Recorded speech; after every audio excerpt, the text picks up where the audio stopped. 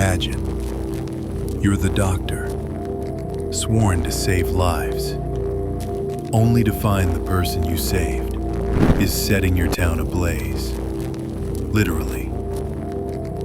This is the story of Dr. Elias Harper, a small-town ER physician whose secret treatment of a serial arsonist led him into a nightmare no white coat could prepare for.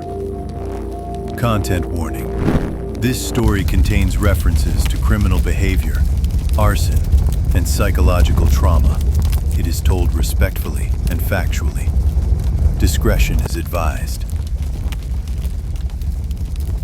Your mind is trained to spot subtle signs. The faint smell of smoke clinging to clothing, the uneven edges of a burn wound, the nervous flicker of eyes avoiding your gaze.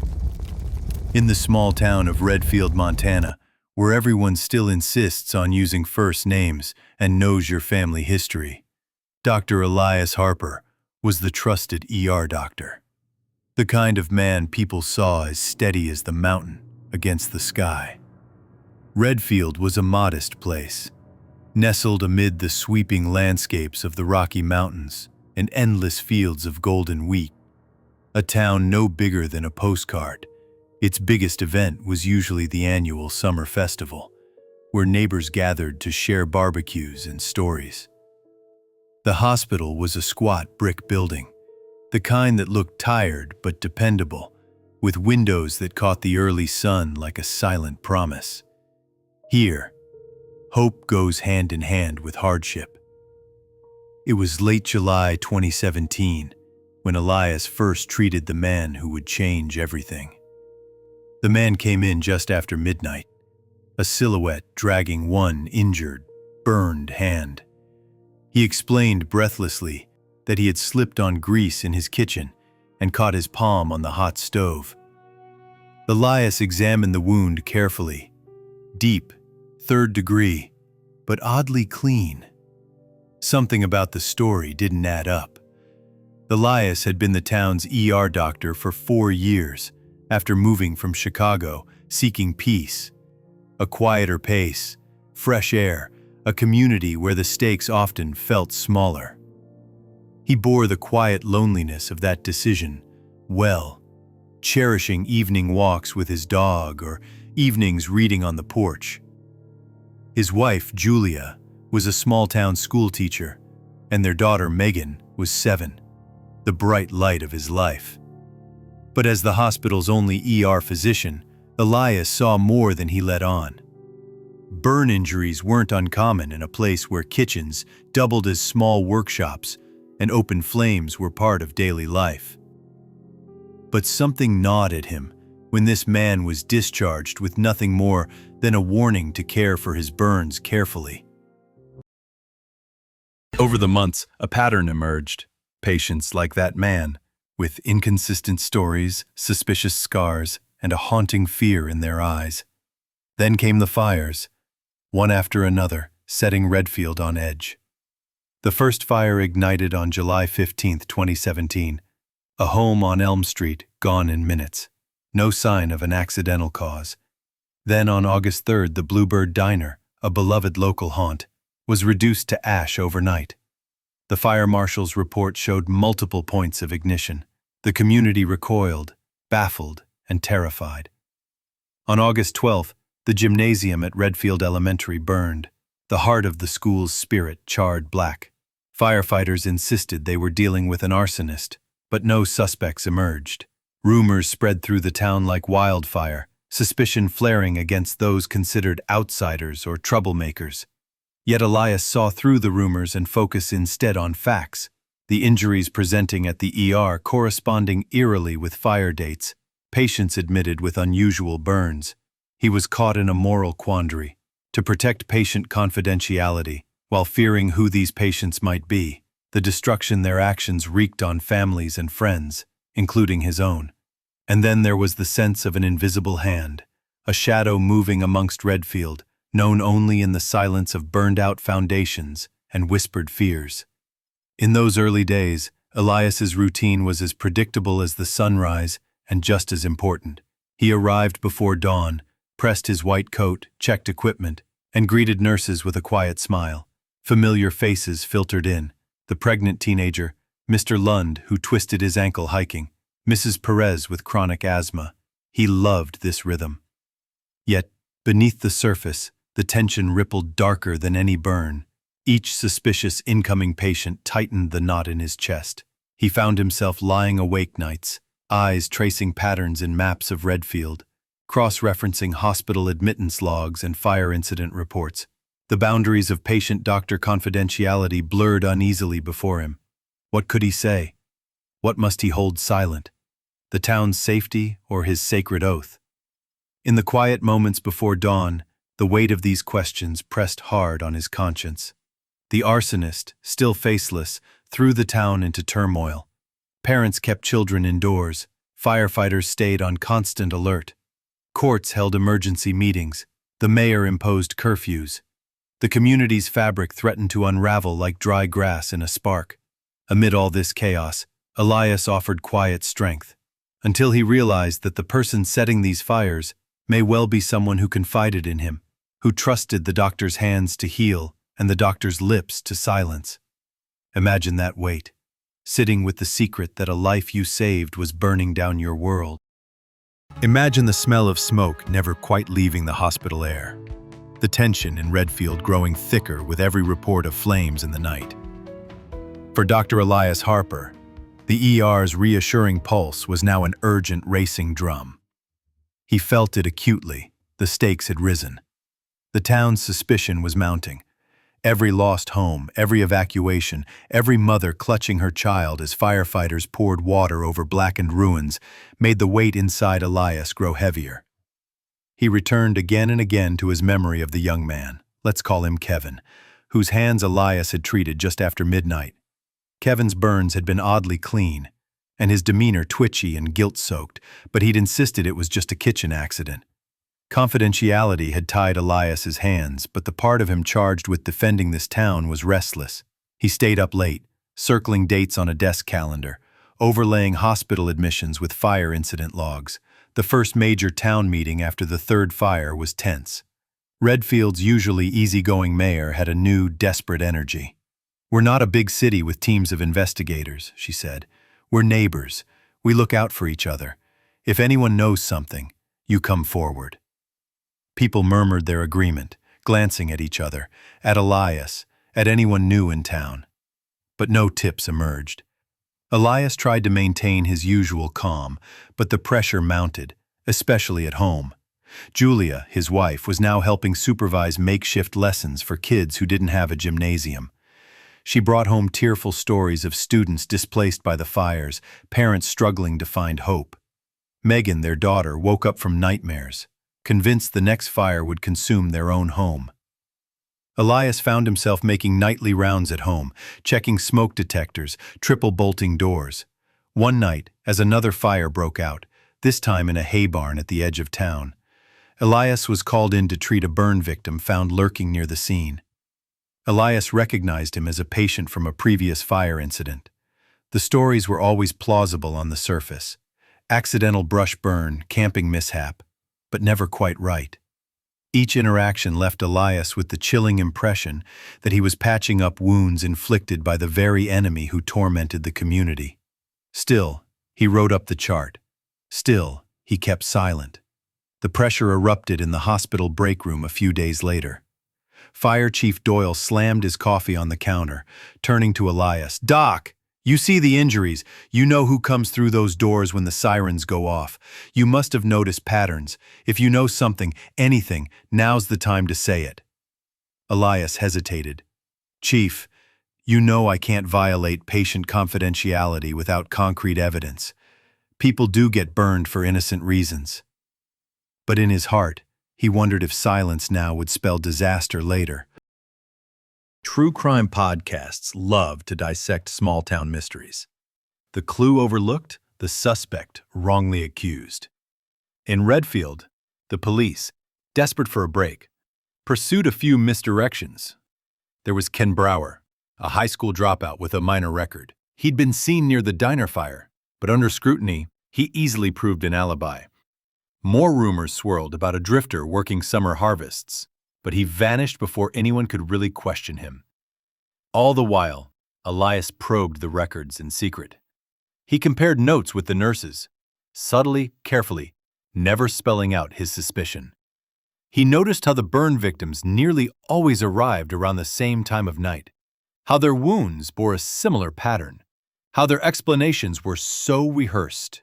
He jotted these thoughts in his personal journal, a habit from medical school, revived now as a way to manage the gnawing anxiety. The longer the fires raged, the thinner Redfield's patience grew. At church, neighbors whispered about who might be responsible. Parents no longer let children walk home alone. In last week's grocery store line, a fight broke out after an accusation, wild and unfounded, that nearly came to blows. Elias's own home was no refuge. Julia tearfully described the strain on the teachers, the heartbreak of students displaced and traumatized. Megan asked, "Daddy, why do bad things keep happening?"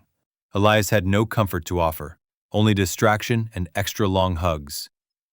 He kept tracing the connection between his patients and the fires, revisiting their files, noticing details that shouldn't add up if their stories were true. Scraps of notes filled the pages. Burn pattern, right palm fresh. Timeline match to elm fire. Patient admits to hiking near fire's origin. Coincidence? After the fourth fire, a vacant house on Grant Street, Redfield imposed a dusk curfew and neighborhood patrols. The local police circulated sketches and pleaded for vigilance. Panic crept in. It felt to Elias as though the town's friendly routines had been replaced by suspicion and paranoia. The local diner, temporarily relocated to a community center, had lost its laughter.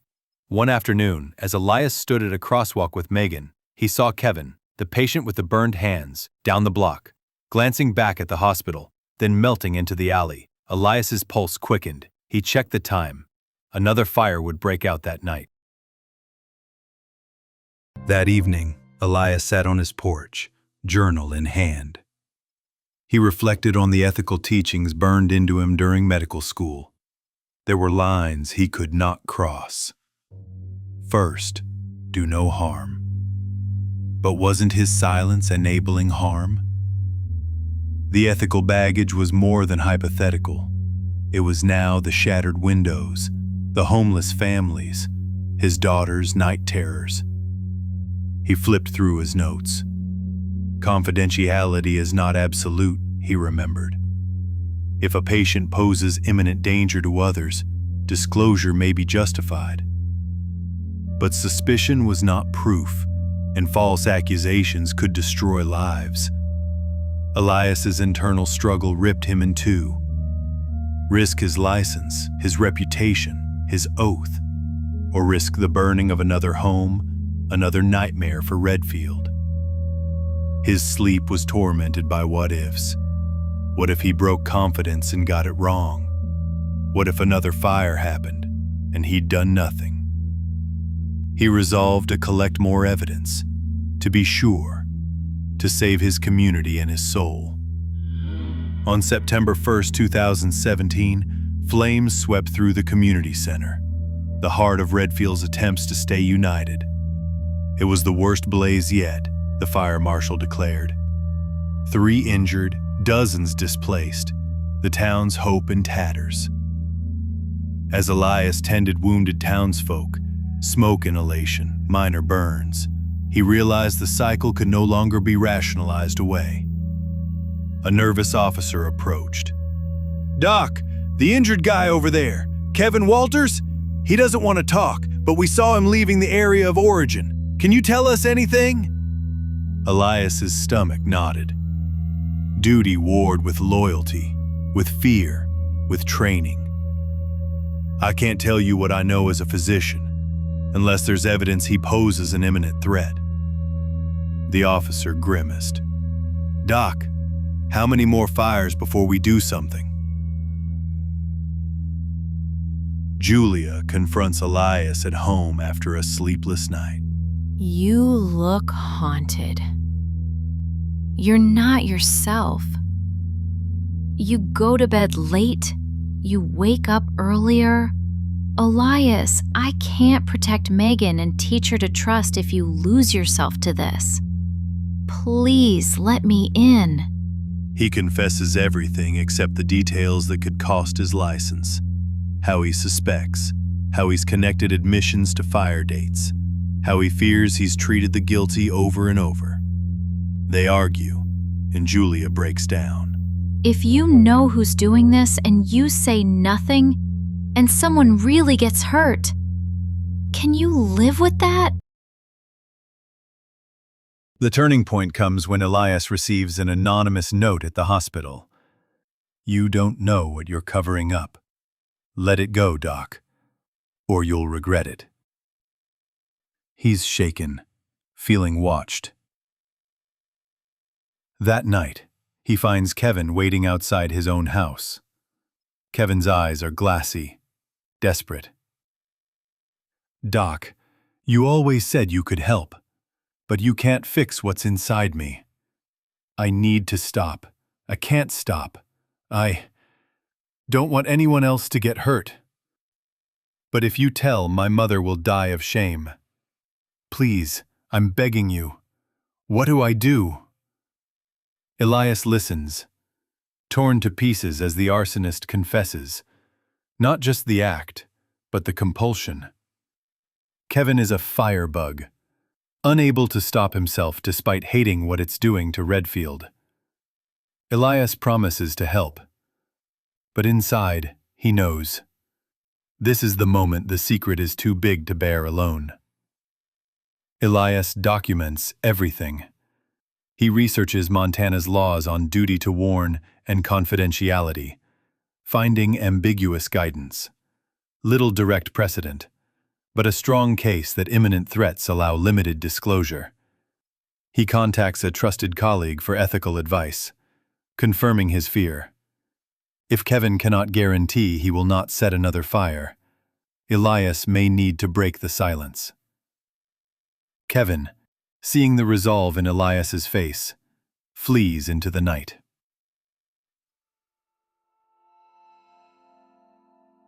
Redfield, Montana, September 2017. The morning after Kevin's desperate plea, Dr. Elias Harper sat in his car outside the hospital, watching the sunrise slice the horizon. He hadn't slept. Kevin's words replayed in his mind. You always said you could help, but you can't fix what's inside me. I need to stop. I can't stop. Elias tried to steady his hands, recalling every lecture on medical ethics, every caution about duty to warn versus patient confidentiality. He'd read the case of Tarasov in medical school, how a psychologist was held liable for failing to warn the target of a patient's deadly intent. He thought about Kevin's urgent confession, the harm already caused, and the clear risk to Redfield. He opened his battered copy of Montana's reporting laws. If the patient presents a significant imminent risk to others, confidentiality may be breached for public safety. Imminent. That word struck Elias hard. How many fires counted as proof? How many families had to lose their homes before the risk was imminent enough? He scribbled in his journal, would I still be debating this if my own house burned? With Kevin in hiding, the fire pattern ground to a halt. 3 restful fire-free nights, enough for the town to breathe again, to dare hope the worst was over. Elias kept his secret, but every time the fire alarm sounded, a fresh wave of guilt crashed over him. On September 7th, just as a chilly wind warned of fall, a blaze erupted in a vacant farmstead near the river. The fire itself was less devastating. No injuries, no occupied homes lost, but for Elias, it was proof. Kevin, or someone like him, had not stopped after all.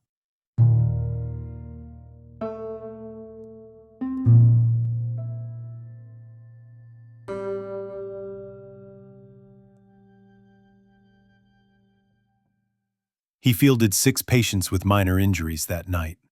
One, a high school janitor, confided quietly, "Doc, I think someone's torching these for fun. Cops say they know, but I wonder, did you see who they brought in? Elias tried to keep his face neutral, but the room spun a bit. Someone was always watching, always whispering. The town's patience evaporated with the next school board meeting. Julia urged Elias to come. "You need to see what this is doing to our friends, Elias." The room buzzed with accusations. "If you know something, say it. We know the hospital's seen people with burns. How many more? Isn't it a doctor's duty to protect us?" Elias sat in the back, body rigid. The mayor's voice shook as she pleaded for calm. Fire Chief Doyle grimly mapped out the fires, marking each date in red. Families argued. Some demanded curfews, others pressed for more drastic measures, volunteer patrols, barring outsiders. Elias felt trapped. The pause and reflect he'd hoped for had slipped away. In each tearful testimony, he saw the faces of his daughter, his wife, his neighbors. Was his integrity worth so much suffering? Back home, Elias looked up everything he could about duty to warn. Guidelines across the U.S. were clear in one way. Protecting lives comes first, even if it means breaching confidentiality. But nothing was ever black and white. Disclosure should be limited to those at risk or authorities who can intervene.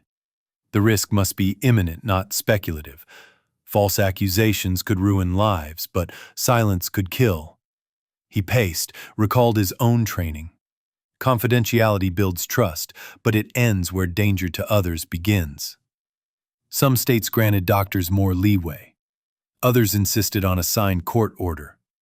Montana's rules, like many rural states, left much to the doctor's discretion.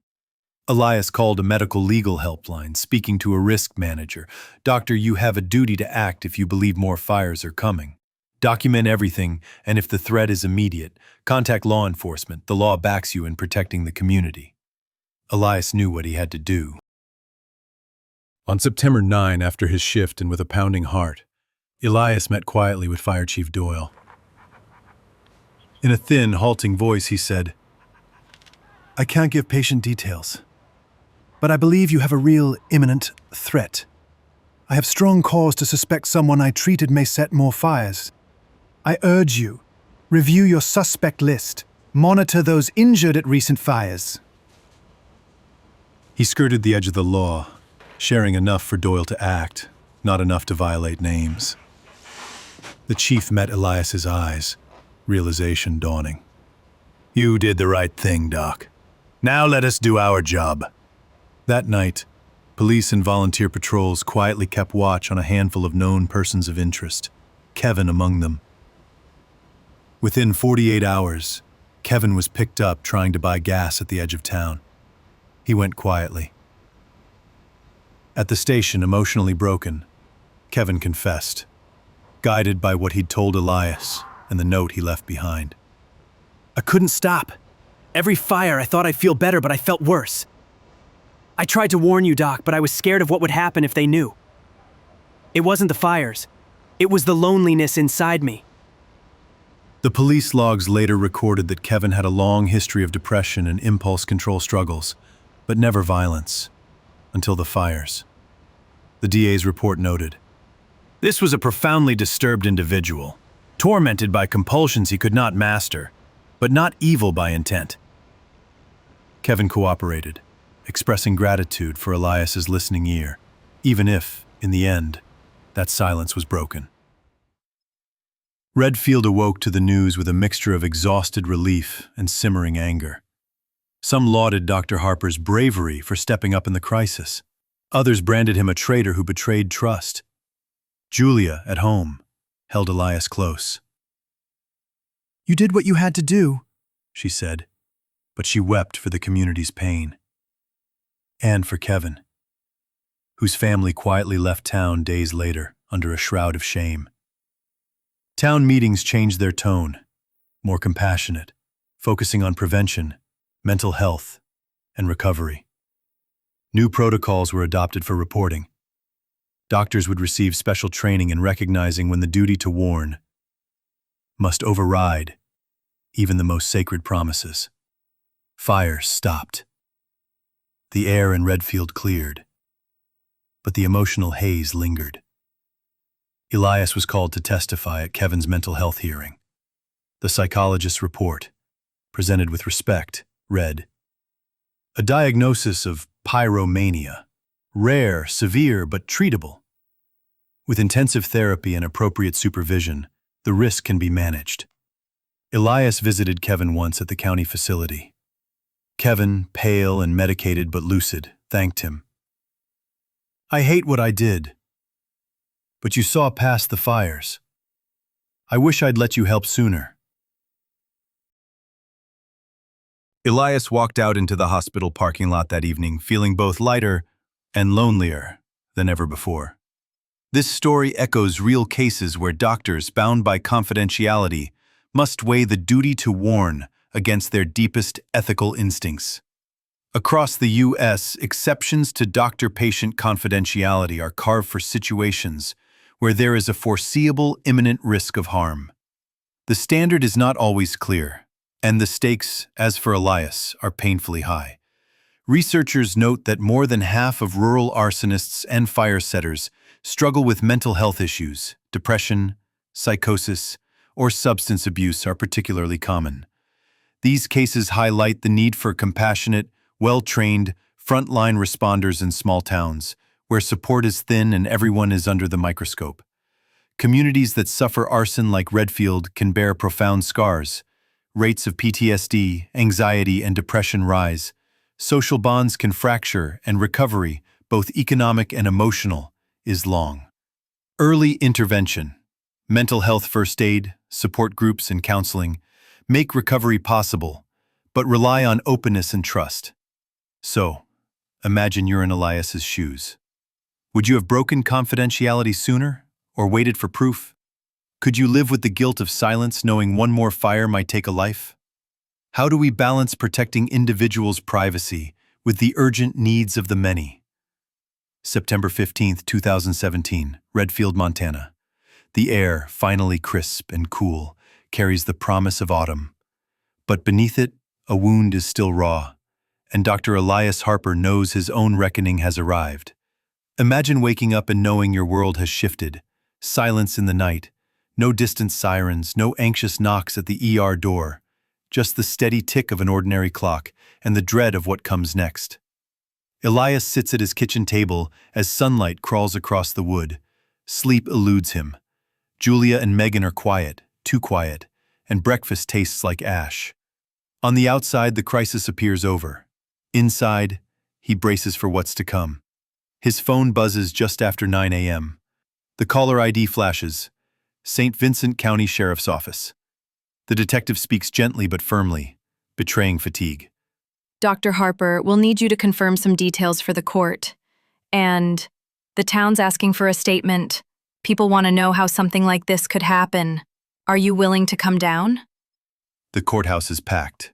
Neighbors, teachers, firemen, and a handful of news crews fill the bare benches. Some people nod to Elias as he enters, faces wary, appreciation and skepticism woven in equal measure. Kevin sits at the defendant's table, shackled but calm. His lawyer's hand rests on his shoulder. His mother, tear-stained, sits in the front row, gripping a tissue until it shreds. Elias is sworn in, his hands trembling. He's asked about Kevin's injuries, about how he became suspicious, about Kevin's eventual confession. A hush falls as Elias explains the ethical bind he faced. "I struggled, truly struggled, between my oath to protect confidentiality and my duty to the community. Only when Kevin expressed to me his intent, his struggle to control his impulses, did I realize the immediate risk was too great to remain silent." The prosecutor presses for medical details, but the judge interrupts. "That's enough. The issue here is not only what happened, but how we prevent it from ever happening again." Kevin speaks, voice barely above a whisper. "I never wanted to hurt anybody. I tried to stop. The doctor listened, but I couldn't break free of the urge. I'm sorry." Elias hears the words, feels his own shame and sadness reflected in Kevin's downcast eyes. The press reports erupt that night. Doctor's dilemma. Physician breaks silence to stop serial arsonist. Redfield's hero or betrayer. Town divided over doctor's choice. Arsonist diagnosed with pyromania. Town rallies for healing. Julia shields Megan from the worst coverage, but at school, whispers spread. Some neighbors drop off casseroles, an unspoken gesture of thanks. Others cross the street when they see Elias approach. The hospital places Elias on a brief leave for a wellness review, standard protocol, but the message is clear. He's become both symbol and scapegoat for the entire ordeal. Some townspeople criticize him for not speaking out sooner. Others marvel at how he stayed true to his calling. He did what he thought was right. None of us were in his shoes, says one nurse to the local Herald reporter.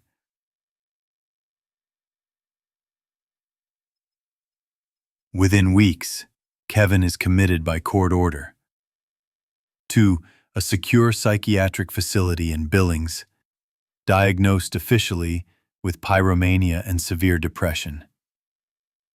The judge, after reading psychiatric evaluations and Elias's own notes, sentences him to intensive therapy and supervision rather than a traditional prison. Redfield's town council announces new protocols, direct lines of communication between physicians, law enforcement, and emergency responders. The local paper runs an op-ed calling for more mental health resources, especially in remote Montana communities where isolation can ignite hidden suffering. Elias is eventually cleared by the hospital review board. His breach of confidentiality justified under Montana's exception for imminent risk. But he senses the breach between himself and his town will be slower to heal. Walking Redfield streets, Elias recognizes scars everywhere. Burned-out lots now cordoned with yellow tape, storefronts missing familiar faces, nervous glances from townspeople he once considered friends. He visits the community center, still smelling faintly of smoke, where new support groups meet. He chairs a panel on mental health and duty of care in rural medicine, addressing the complexity of trauma, isolation, and ethical decision-making. His nights are quieter, but sleep remains uneasy. Some friends eventually invite him back over for dinner. Julia and Megan help him find moments of peace on weekend hikes. But Elias's sense of certainty, that a line once crossed can be safely redrawn, never quite returns. He worries for Kevin, for the families displaced, for all the other impossible choices yet to come in communities like Redfield.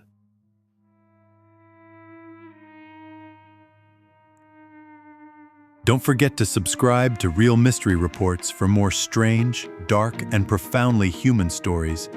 New true mysteries every day.